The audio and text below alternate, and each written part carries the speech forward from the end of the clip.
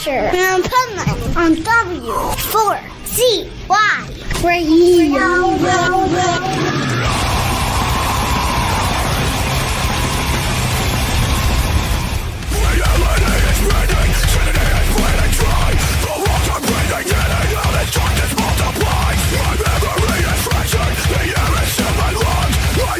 This is the Pipeman here with the Adventures of Pipeman W4CY Radio, and I'm here with our next guest who are some killer musicians and friends of mine. So let's welcome to the show, Mikey from Fight From Within. Yay! What's going on, guys, man? It's good to see you again. Hey, good seeing you, man. Yeah, dude, I had a blast last time we were hanging out. It's always fun. It's always fun, and I have a blast that you have this new single out, Let Me Out. Yeah. I feel like that's the mantra of my life right now, and which is why I went to Costa Rica last month to escape. That was a let me out moment. Get me away from all this insanity that's going on. Yeah. And that's what music's all about. 100%. And,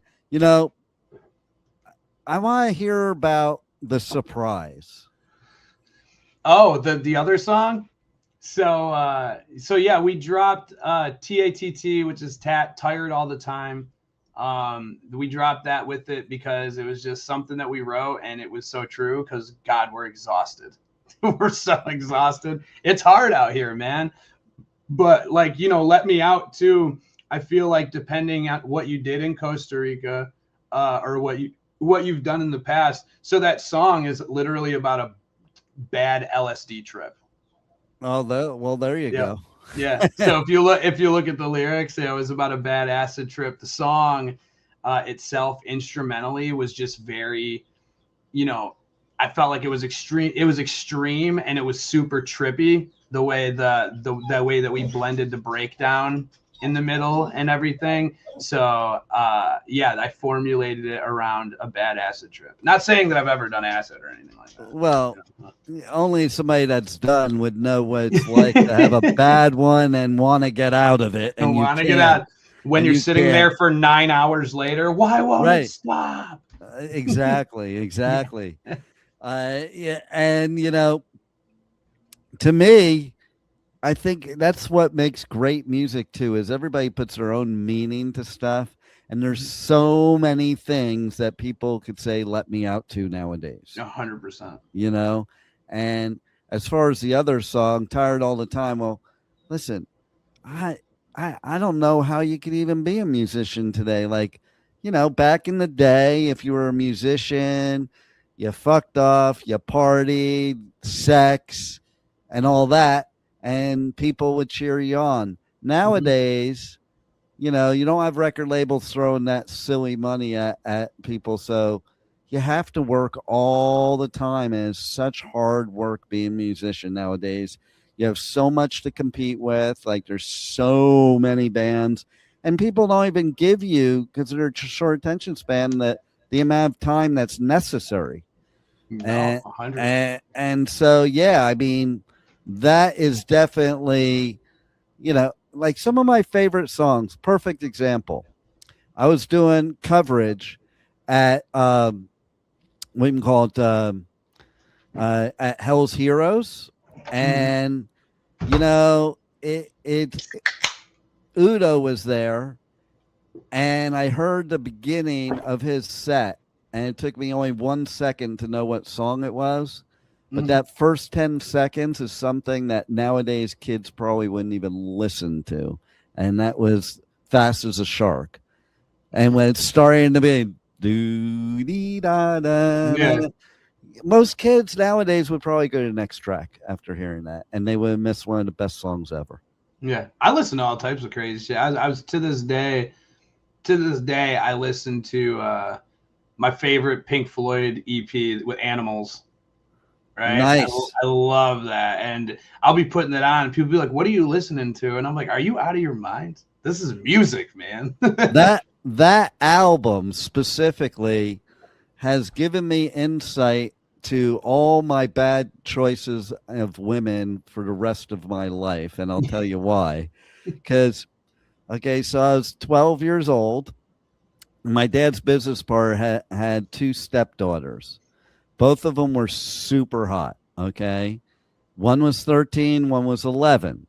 The 13-year-old, she was like, I was still kind of geeky. I wasn't even really that cool yet. Like, I was still, I was still kind of like that, you're on that border of geekiness and cooldom at that 12-year-old mark. Right. And that mix of puberty when it's starting to hit. Exactly. And okay, so she turned me on to that album, Animals.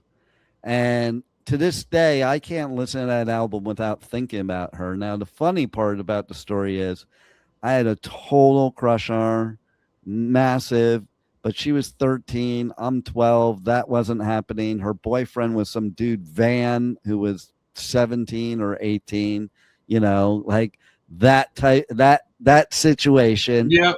And she also, she was partying, doing drugs. I hadn't found that life yet. Yeah. And then there was her sister who was 11, who was also super hot, and she had a super crush on me. And I wasn't interested at all because she was too young. I feel like that happens still a lot, like especially younger. The ones you were chasing weren't interested, and the ones that were chasing you weren't interested in. Oh, totally. I think it happens to everybody as adults too. But here's the best part. Okay. So the older one, she ended up like a heroin addict, prostitute, all these things. That's like I dodged the bullet that her not liking me. And yeah, it is sad. But karma is a bitch, and somebody up there has a sense of humor, because the younger one, she became a famous supermodel, and that's the one I turned down. So I look at it now, I'm like, that was the beginning of my wrong choices. Yeah. Yeah. And it's all things. I can listen to the song Dogs so much. That 17-minute masterpiece has always been stuck. Imagine, we were just talking about this in last interview. Imagine somebody listening to a 17-minute song now, like a kid. No, that's 17 songs now. Exactly. I was talking about, imagine kids would never listen to Dazed and Confused because it was too long. And I think that's what's making a comeback a little, though, is that bands, are going back to musicianship.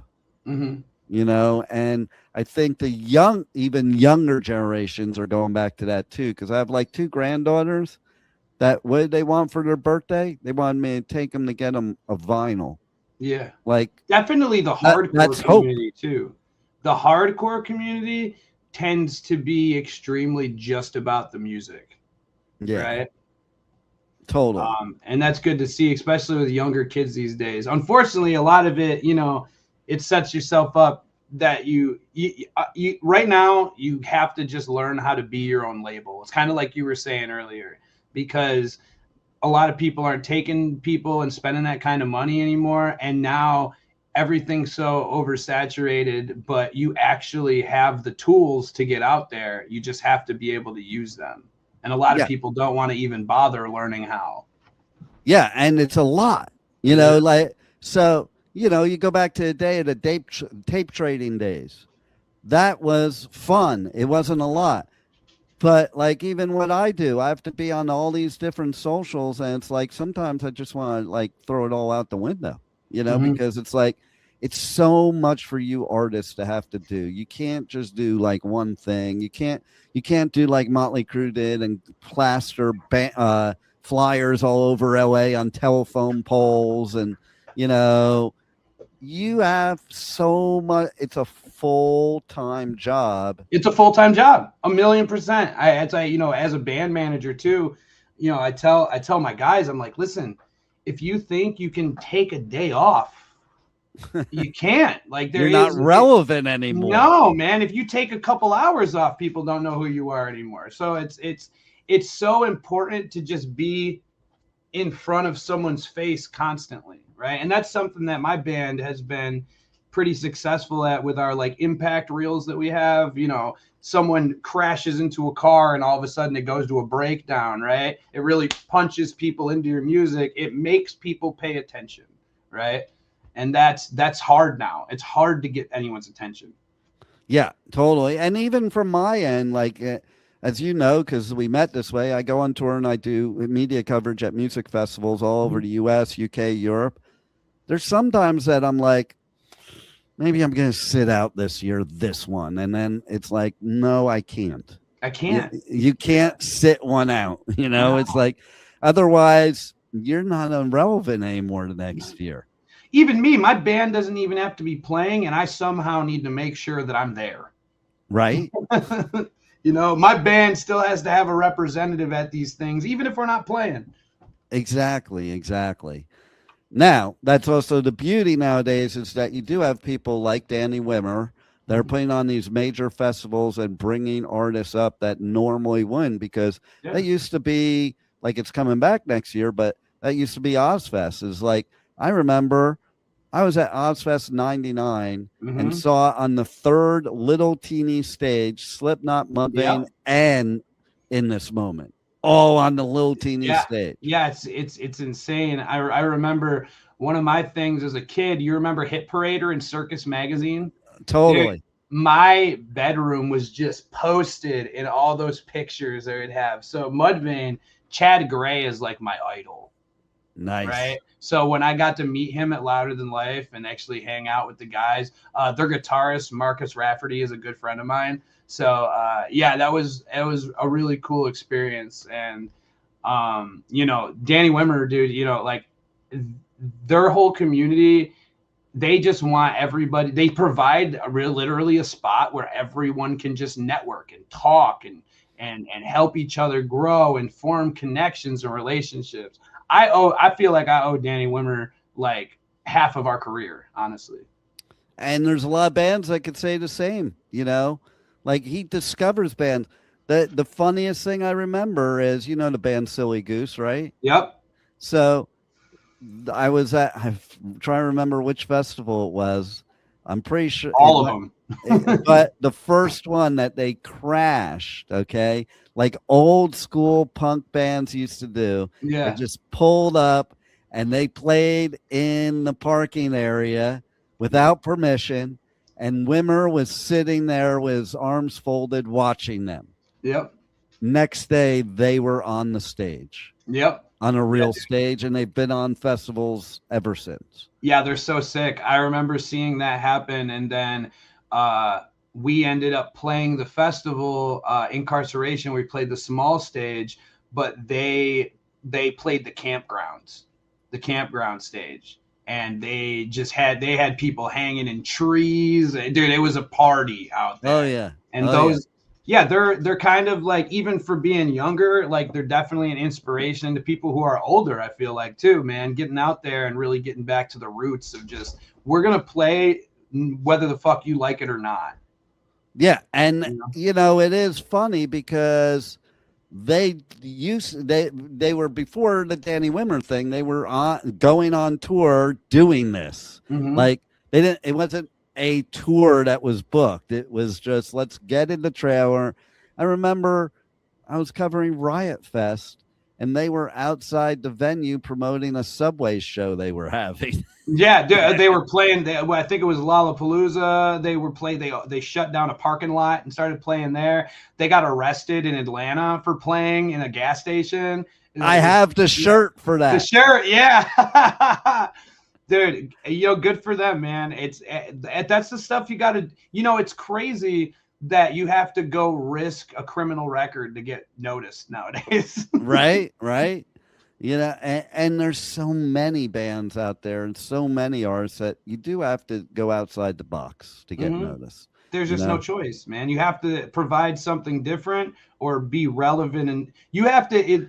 If you're not going to hustle 24/7, then you really have to have something going on. You really have to be innovative in some sort of way, right? Totally. So there's not really a choice. You're either going to hustle like the rest of us do, or you're going to come up with something that's never been heard before. And that is what you guys are all about. You're the band headed into 2026. It's like a freight train, all gas, no brakes. Yeah. We focused on touring this year. Like the festival route is amazing. But we played basically every festival last year. So to go back, it's not as easy. Or that you even want to, because you want to create a demand. You don't want to oversaturate festivals just as much as you don't want to oversaturate your hometown, right? We were lucky enough to have Incarceration back. So Incarceration, we won to get on the first one.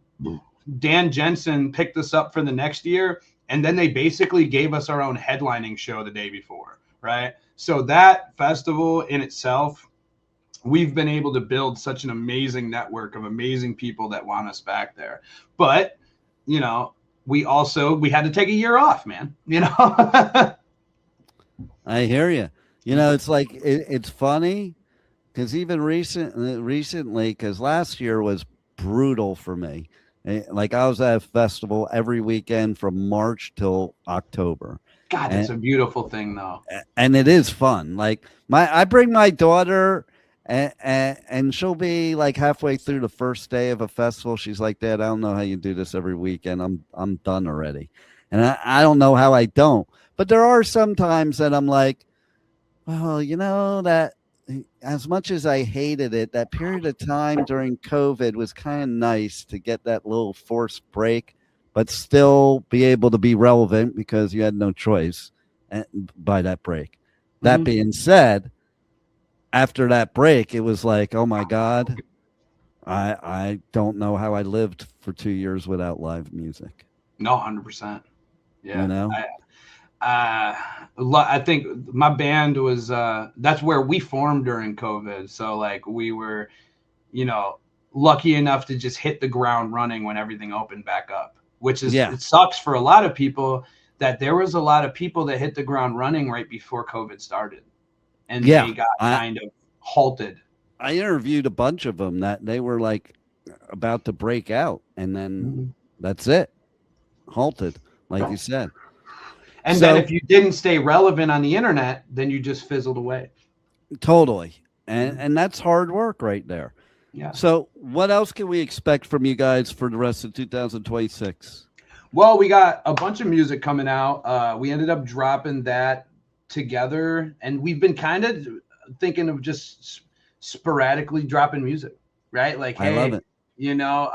Here, who knows? Maybe next month we're gonna have 2 songs come out, right? Who knows? Maybe we're gonna drop an EP. Who knows? Maybe we're gonna drop 4 singles in a month. Maybe we're gonna drop. But I know that you guys are gonna just constantly have music from us. That's something I do know. And I love that you had that surprise hidden track. That's badass.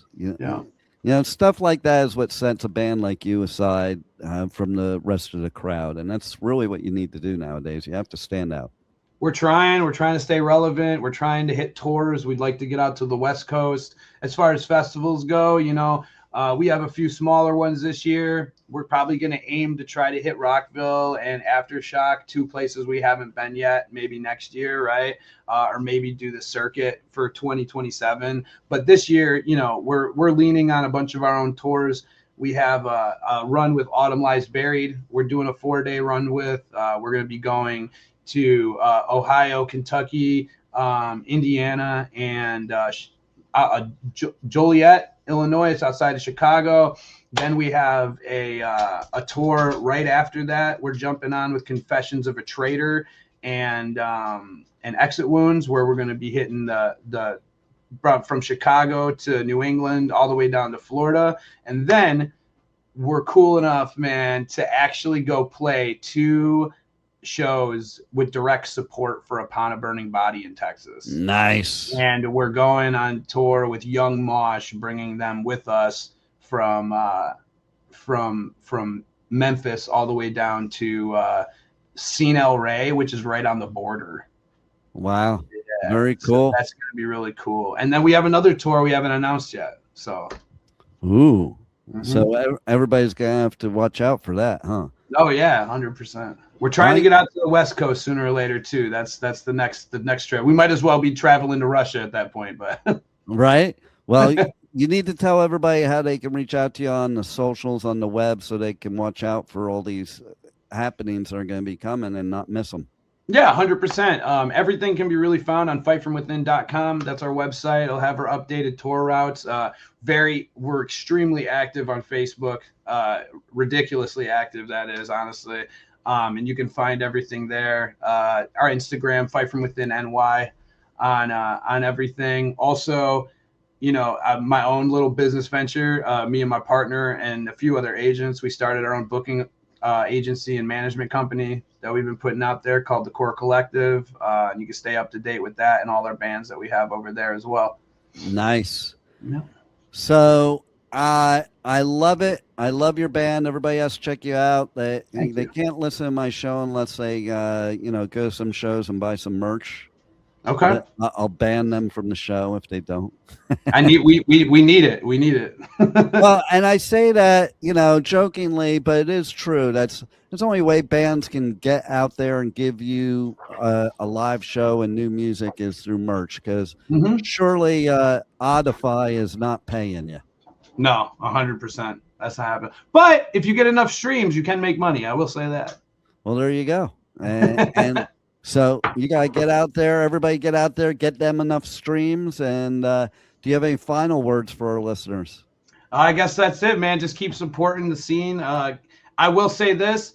The music scene is in a lot of trouble right now. So it's more imperative now than ever to get out there and support people and buy pre-sale tickets and make promoters feel comfortable that they can still bring people out and they're not going to lose their house over it.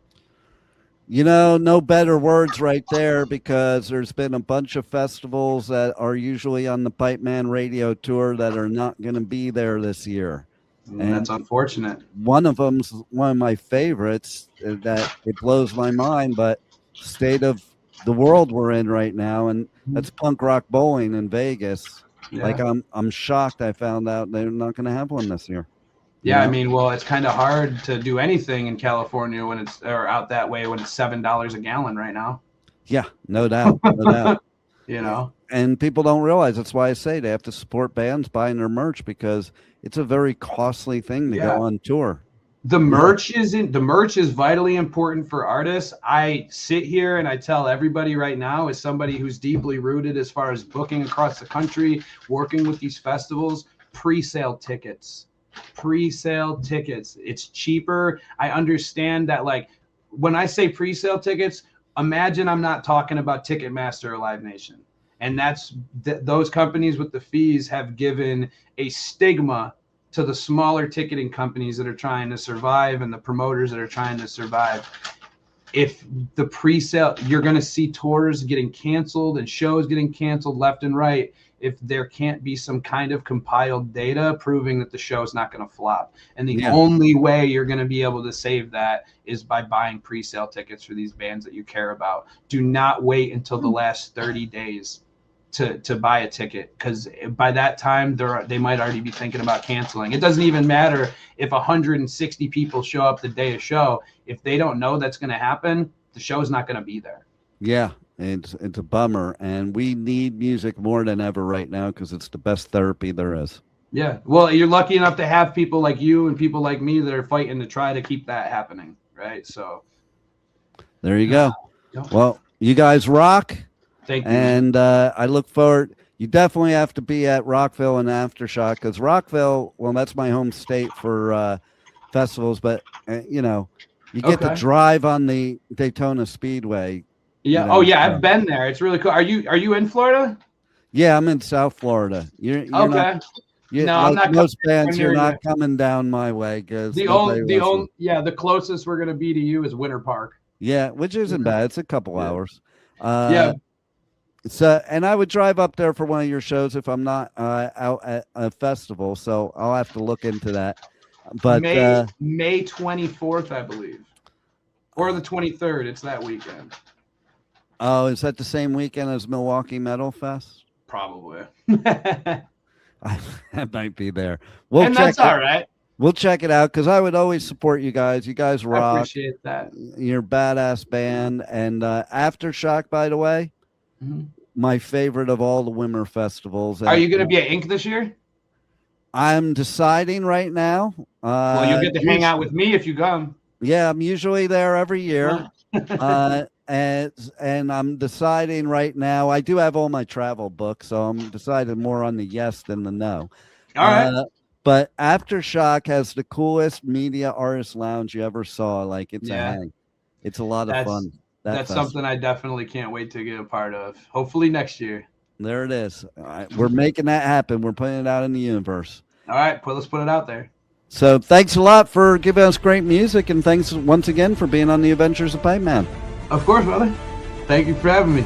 Louder Than Life, North America's loudest rock and metal festival, returns to Louisville this September with My Chemical Romance, Iron Maiden, Tool, Limp Bizkit, plus Pantera, Pierce the Veil, Gojira, Papa Roach, and more. Nearly 200 bands across 7 stages. Louder Than Life at the Kentucky Expo Center, September 17th through 20th. Passes are on sale now, starting at only $1 down at louderthanlifefestival.com. Aftershock, the West Coast's largest rock, metal, and punk festival, returns to Sacramento this October with My Chemical Romance, Tool, Limp Bizkit, Pierce the Veil, plus Suicide Boys, Queens of the Stone Age, The Offspring, A Day to Remember, Wu-Tang Clan, and more. Aftershock, October 1st through 4th. Passes are on sale now, starting at only $1 down at AftershockFestival.com. Hey, you're listening to the Adventure and Pipeman on W4CY Radio.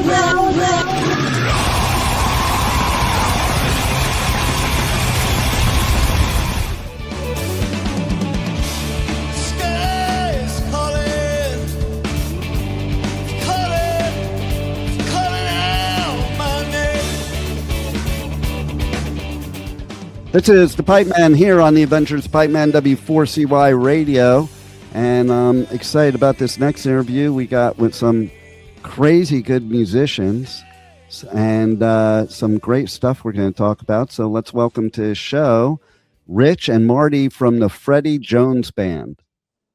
What's up, man? So What's going on?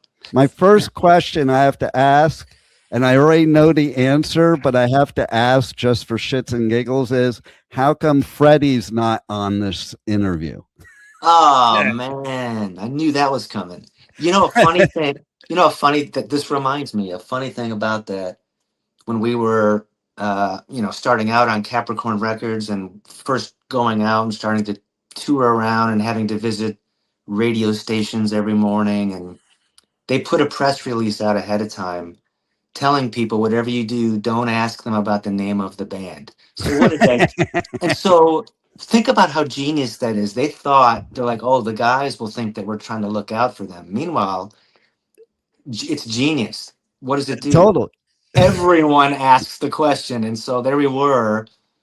There's the real story, and then there's all the stories we told. And that's the part I love, is the story, because I never ask about band names. Okay, I know better than that. I have too many friends that are in bands that like it's the worst question ever. Yeah. But I just think it's so funny that you have a band with the name of somebody, and everybody thinks that person's famous, and it's not even anybody in the band. Yeah, it was a college joke. There was a band before us, and they named the band after a buddy of theirs that wasn't in the band. So he was big man on campus, and these guys, they were friends of ours, and they left, and it was our turn.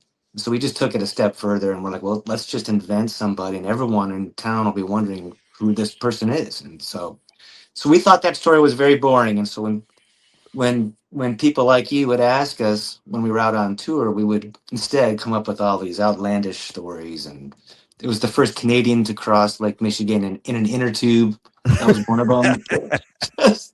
just the craziest stories. So I go and I do a lot of festivals, and this one band I said to him before the interview, I'm like, hey, I don't ask you stupid questions like how you got your band name. And they're going, well, you're lucky then, because you see that girl sitting next to you.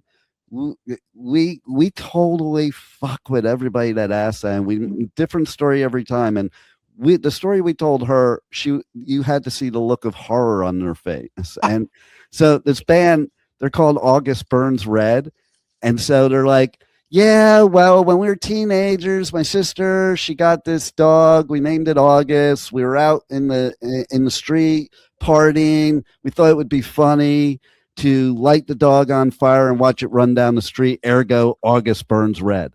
And they're like, and we say it with a straight face, totally.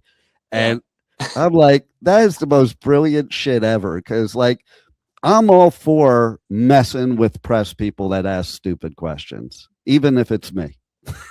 Well, it's just so funny, especially when you read it in print. Like you pull into town, you did a phoner ahead of time, and you're reading this crazy story, and you're like, "Oh my god, they printed it!" You know?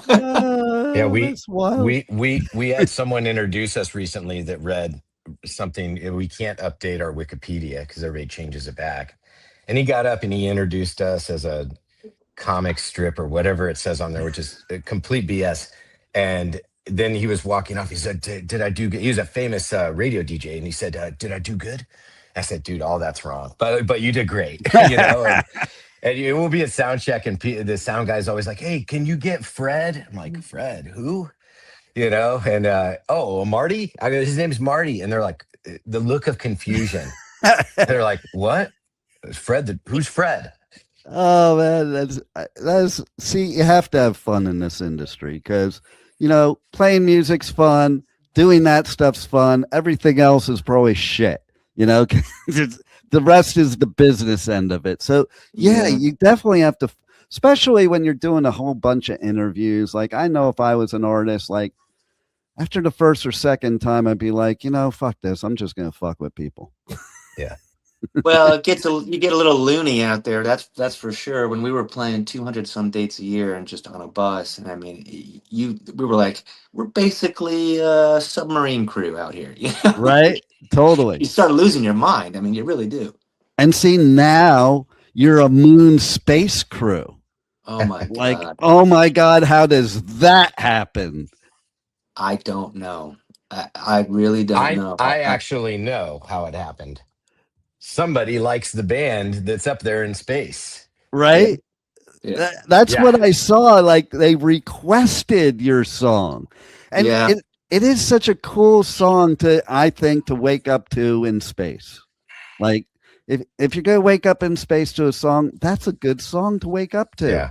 Because you're out there, you're like daydreaming. Like can't be real when you're up there in space. Like it has to feel like a daydream for sure, or good drugs, one of the two. It can't be like I couldn't even conceive of being up there. So that's the perfect song right there, I think. And I think it probably at that stage where they were, I read this, someone wrote something about it, and they said, what a great song to be looking back at Earth when they were around at that point, and the photos that were used for, the images for that third day, that morning, Friday. Yeah. And then I peeled the song off of Spotify, and you can choose which part of the song, and I chose kind of the outro, and I thought, it has a pretty vast feel to it, and so I got it, like, oh, I get it. You guys are like the real life soundtrack to Star Trek. I thought it was Marty an April today. Fool's joke. Oh, yeah. I thought, my phone I started getting these texts like, hey, what's all this about? Those guys and the astronauts are listening to you in space. And I'm like, oh my God, who put an April Fool's joke up like a couple days ago? Like, people are just getting around to like finding it or something. And then someone sends a link and it's like, are you kidding me? Like, yeah. I literally almost fell off the chair sitting next to a friend of mine. Like, you gotta be kidding me. Right? It just blows my mind too that like this song isn't a brand new song. Like No. the fact that they pulled something out of your catalog from in a different century, you know, Yeah. that Yeah. that's Well, they incredible. are, I think they're in the same age, bracket as, a lot of our fans. And, we have a very wide, a diverse audience. I mean, we're 35 and up, and, Marty and I are in our 50s. And, it was funny because Friday I was sitting at lunch, and the text message that I received says, from a number I didn't have in my phone, says, uh, so cool that the astronauts are listening to In a Daydream. And I was like, what is this? And then I set my phone down, started having a conversation with my friend here in Nashville, and the phone just started buzzing and buzzing. And I look, and somebody sent the tweet, the NASA, and then I started to send it to Marty, and he sent it to me first. So it was Wow. happening. We were both at lunch on different parts of the US and texting each other. And I was like, it was so unreal. I'm like, is this real? And then that's the messages I've gotten all weekend. You see the representatives of NASA talking about the song, and people are posting it saying, is this real? Because that's the crazy thing with AI. You Yeah. just never know. Yeah. Right. Exactly. Wow. Like, so you didn't even really know until other people were telling you. Yeah. And like for some reason, maybe because of where the mission was, day 3 early on, it was something to talk about. Like, hey, they send music to the astronauts. It was just like a new kind of thing to talk about. And it's just people were sending me videos of themselves watching CNN, and it wasn't just like they were talking about general music in general. There we were. The It, I media agree with really, Marty on that. they just kind of grabbed onto it, and it became this thing. Like the nightly news and NBC. Like people were seeing it on global stuff. Crazy. I think we've had every rock star friend of ours reach out and say, what Yeah. is this? What is going on? And, it's just so surreal. And, Right. it's awesome. For Marty wrote this song when he was 18 years old or something. I mean, this is crazy, and we're still going. The band's out. We're out there. We go out and do fly dates now, and we're playing. And this is the song they come to see, so it's very special for us. That is so cool. And then, of course, your latest single, I relate to a lot because I've made a lot of bank deposits that don't get withdrawals in Las Vegas. Okay. See, I saw the cover behind you, and that's a funny story in itself. And this song is so cool. And I don't know, Marty, tell them what it's really. I mean, this is I want to I hear get the my story. idea of what the song's about, and then Marty writes the lyrics. I'm like, hey, what is this really about? And he's like, oh, it's this. Then it makes sense. Well, well, that song came from a batch of songs which before this one, a song Connected came out and a song called Mirror Ball.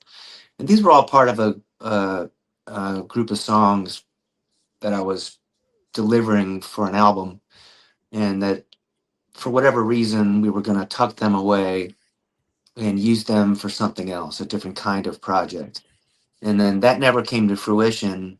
And Rich started reaching out to me kind of one at a time, like, hey, let's go back in and do another one. And then it came time to do another one. And we're like, he kept pressing me on this song. He's like, we got to do No Money in Vegas. He's like, we got to work that up. He's like, there's something there.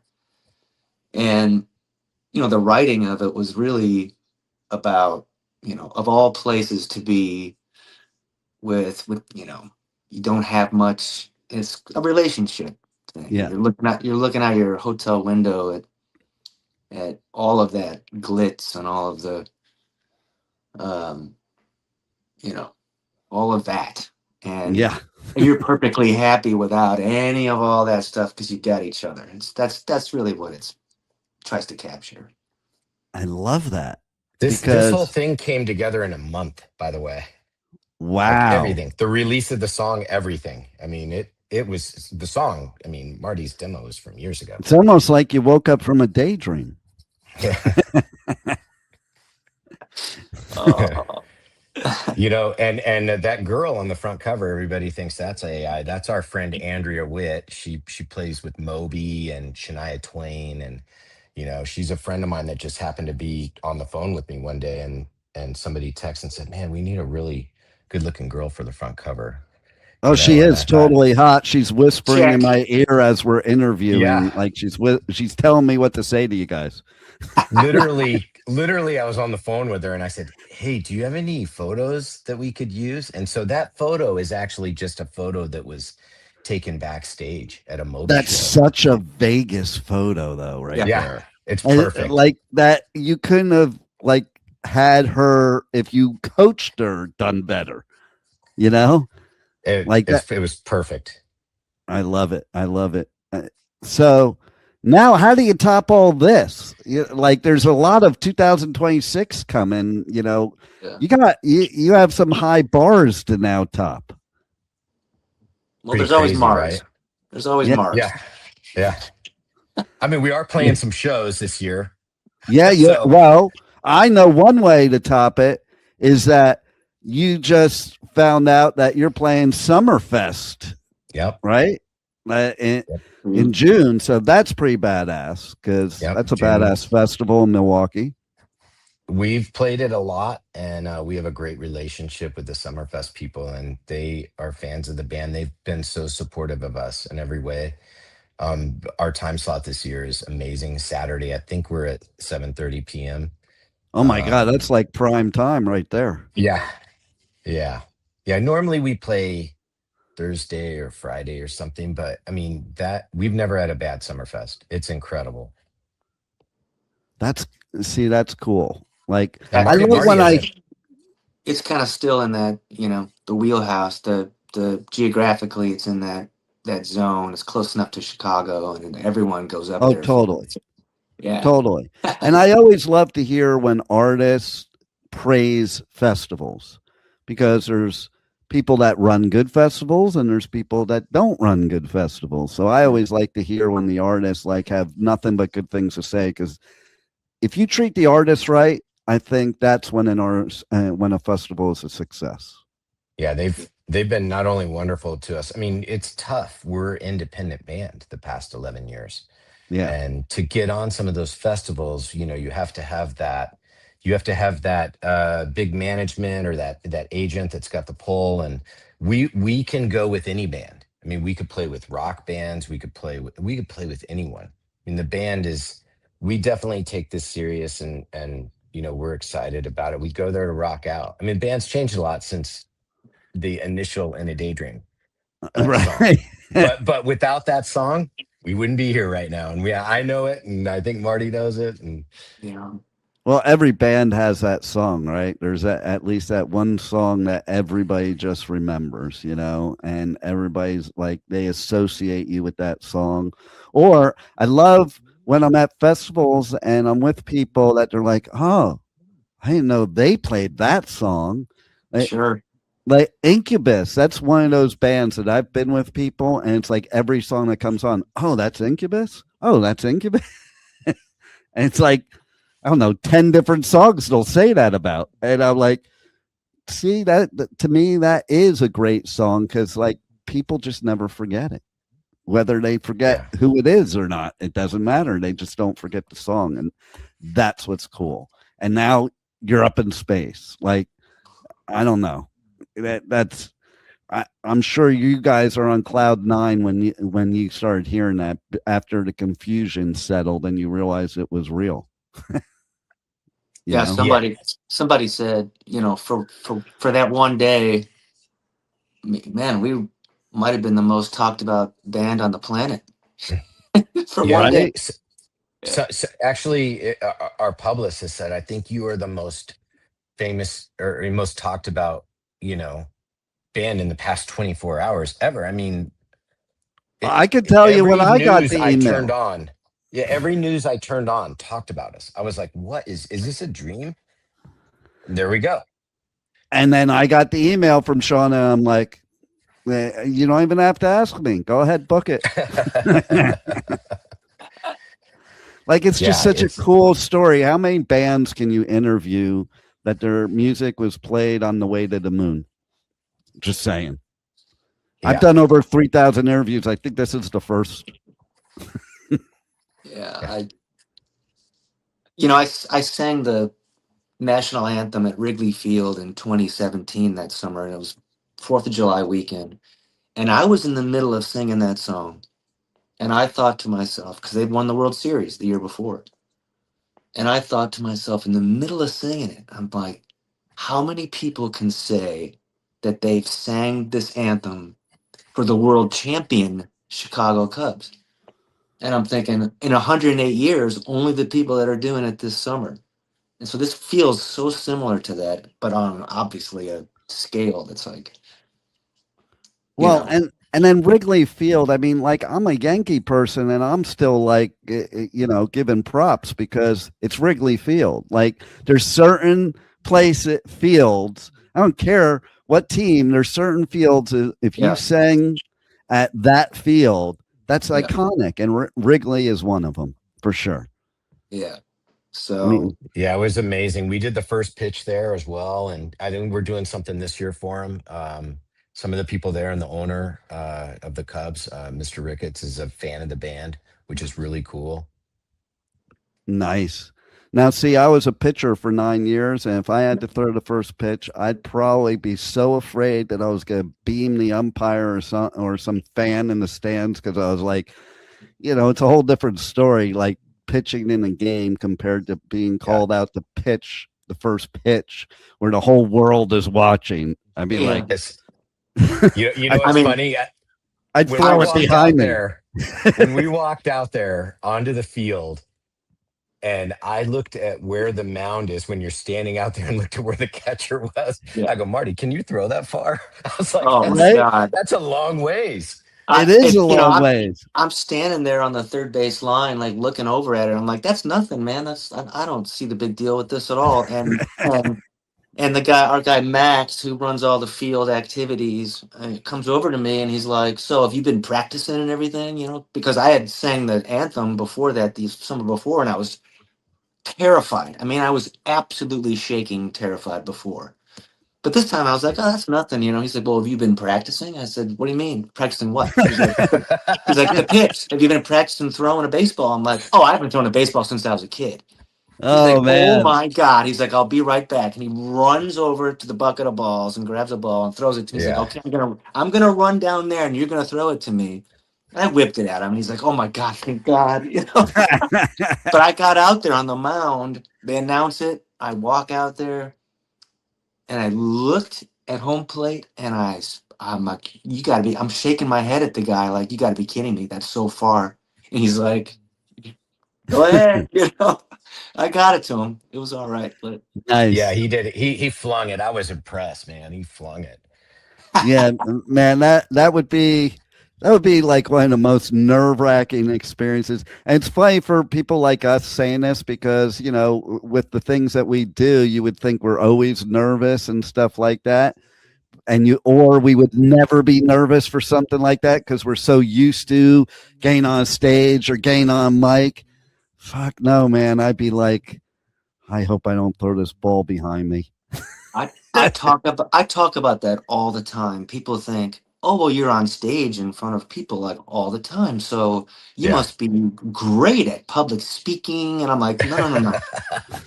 You don't understand. That's like scripted. It almost Yeah. feels like you're hiding behind the music on stage and it's just going through you. You're just Well, you like go in his zone. Like, yeah. Oh, just for like sure. me, anytime I go onto the mic, or I am a public speaker. Anytime I get up on stage and I'm doing speaking, right before I get on stage, man, I'm like, I don't know what I'm going to say. I'm going through my head, blah, blah, blah, blah, blah, blah, blah, blah, blah. And then as soon as the mic turns on, like some switch turns on in my brain and I'm in a zone. And then I get off and you'll recognize this. I'm like, man, I really sucked saying it in my head. And people are coming up to me, oh, that was really good. That was really good. Yeah. I'm like, really? Yeah. I think people don't realize that. Like, most of the musicians I've been friends with have the worst stage fright ever. Like my bro that was a head engineer at my station here, he was a country rock duo. He was in a metal band in the 80s. And I used to go and have to pre-game with him before every gig because that's the only way he could get himself to not have stage fright to get up there. And he was really good. But, I think we're all our own worst critics is what it comes down to. For sure. It's I mean, funny. I The only don't give time I remember us having stage fright a little, Marty, was remember when we were doing the iHeart thing with Macklemore, and there was like this big long delay. We're standing there waiting to play one song. There's cameras See, everywhere. that would suck. Marty and I got together, and Marty goes, "Are you nervous?" I go, "For some reason, I am a little," because it's like, what? Because you're not just walking out on stage. Now you were ready to go and wait, hold on.